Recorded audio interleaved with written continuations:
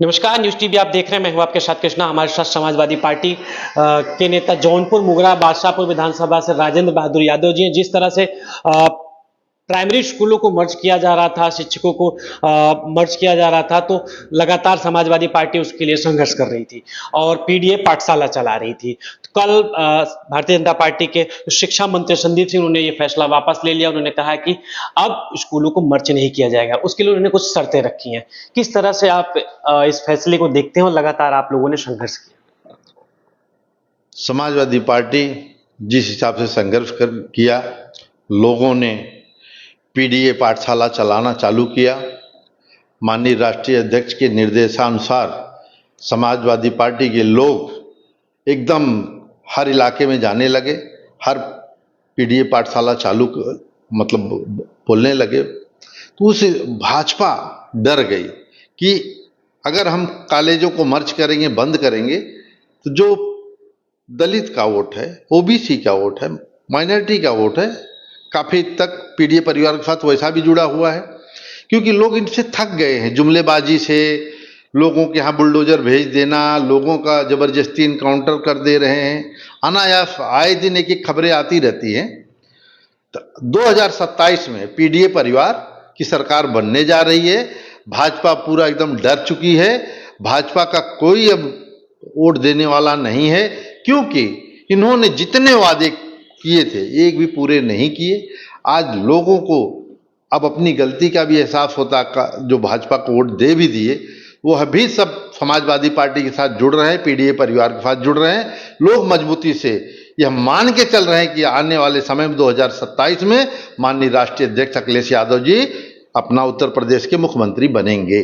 Sir, जिस तरह से प्राइमरी स्कूल का जो फैसला है वापस ले लिया, इससे तमाम सारी और जो चीजें हैं, चाहे आउटसोर्सिंग की बात हो या जो बिक रहे हैं प्रदेश में, तो उसको लेकर समाजवादी पार्टी क्या सड़क से लेकर सदन तक संघर्ष करेगी? आज उत्तर प्रदेश में गरीबों की लड़ाई, किसानों की लड़ाई, युवाओं की लड़ाई, शिक्षक की लड़ाई, आप देख लीजिए, कोई लड़ता है तो समाजवादी पार्टी के लोग ही लड़ रहे हैं और कोई कहीं नजर नहीं आता है। आज भाजपा के खिलाफ कोई खड़ा है तो जम के समाजवादी के लोग खड़े हैं और भाजपा लोगों को डराने का काम करती है। लेकिन समाजवादी के लोग हैं, हम सब कभी डरने वाले नहीं हैं, जम के संघर्ष कर रहे हैं। और भाजपा का अगर कोई चीज गलत नीतियों का विरोध करने का काम समाजवादी पार्टी के लोग करते हैं और हमें चाहते हैं कि 2027 में इसी तरह से जैसा संगठित होकर पीडीए परिवार काम कर रहा है, काम अपने करता रहे और बूथ वाइज करता रहे और भाजपा का भगाने का काम समाजवादी पार्टी के लोग करेंगे, पीडीए परिवार के लोग करेंगे। क्योंकि ये जुल्मी सरकार है, अत्याचारी की सरकार है। जिस तरह से ये लोग जुल्म कर रहे हैं, अत्याचार कर रहे हैं, आप सोचिए, अंग्रेजों से ज्यादा जुल्म अभी देश की जनता के ऊपर हो रहा है भाजपा सरकार में। लेकिन अब इनकी सरकार है, अत्याचार कर रहे हैं, अनायास केस लगवा देते हैं लोगों के ऊपर। आज जनता ये जान ली है कि इनके बस का बात ना देश चलाना है, ना प्रदेश चलाना है। इनका भाजपा भगाओ, देश बचाओ। सर, भाजपा जीरो टॉलरेंस की बात करती है, बोलती है अपराध उत्तर प्रदेश से खत्म हो गया, अब अपराधी जो है वो जेल में है। उत्तर प्रदेश आप चाहे रात हो चाहे दिन हो, आप एकदम स्वतंत्रता से घूम सकते हैं। इसके पहले ये सारी चीजें नहीं थी। कैसे कहाँ घूम ले रहे हैं? आज कौन सुरक्षित है? आप सोचिए, जिस तरह से मनुवादी लोग अत्याचार कर रहे हैं, जुल्म कर रहे हैं दलितों के ऊपर, बैकवर्डों के ऊपर, आप सोचिए ना, किसी को जिंदा जला दे रहे हैं, किसी को घर में घुस के मार दे रहे हैं, लेकिन मनुवादी लोगों के ऊपर केस नहीं हो रही है, सरकार उनको संरक्षण दे रही है। आप सोचिए, आज गरीब आदमी थाने में चला जाए तो उसकी केस नहीं लिखी जा रही है, उनकी सुनवाई नहीं हो रही है। भाजपा सरकार में जिस हिसाब से अत्याचार हो रहा है, इतना जुल्म तो कभी अंग्रेजों ने भी शायद नहीं किया था। भाई, आज भाजपा के खिलाफ अगर कोई बोलता है, इनके कोई विरोध करता है, तो उसके ऊपर अनायास अनर्गल केस लगा के उसके ऊपर जेल में डाल देते हैं, उसको थाने में बंद करवा देते हैं, उसको डराने धमकाने का काम करते हैं। अब देखिए भाजपा क्या करती है, कभी हिंदू मुसलमान को लड़ाने की कोशिश करेगी, ऊंच नीच के नाम पे लड़ाने की कोशिश करती है, कभी भाषा के नाम पे लोगों का आजकल नया नाटक इन लोग का चालू हो गया है, अब भाषा के नाम पे भी लड़ाई चल रही है। आप बताइए, देश को जोड़ना चाहते हो कि तोड़ना चाहते हो? आप सोचो, जिस तरह से यह मुद्दा देश में अलग अलग प्रकार से फैल रहा है, ऐसा तो देश में एकदम बहुत ज्यादा लफड़ा चालू हो जाएगा, कोई संभाल नहीं पाएगा। प्रांतवाद के नाम पे लड़ाइयां हो जाएंगी, भाषावाद के नाम पे लड़ाइयां होंगी, जातवाद के नाम पे लड़ाइयां होंगी, तो हमारा देश कहां जा रहा है, कौन सी दिशा में जा रहा है?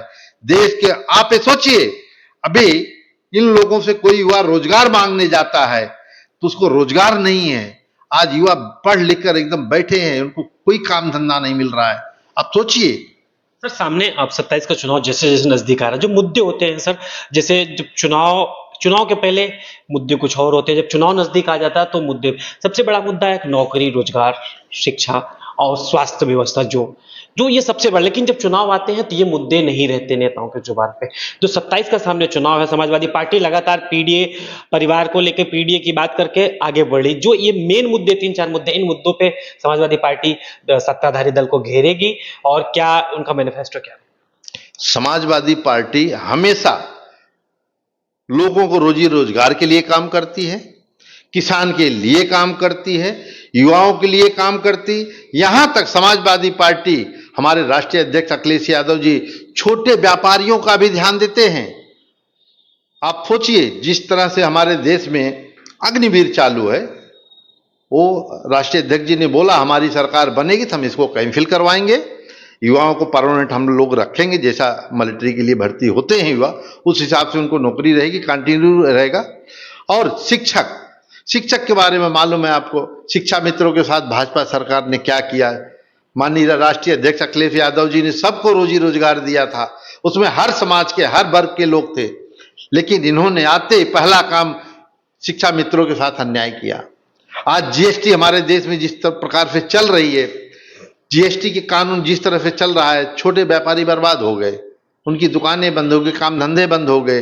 ये केवल ये चाहते हैं कि बड़े उद्योगपति रहें, अडानी अंबानी रहें, और सारा काम देख लीजिए।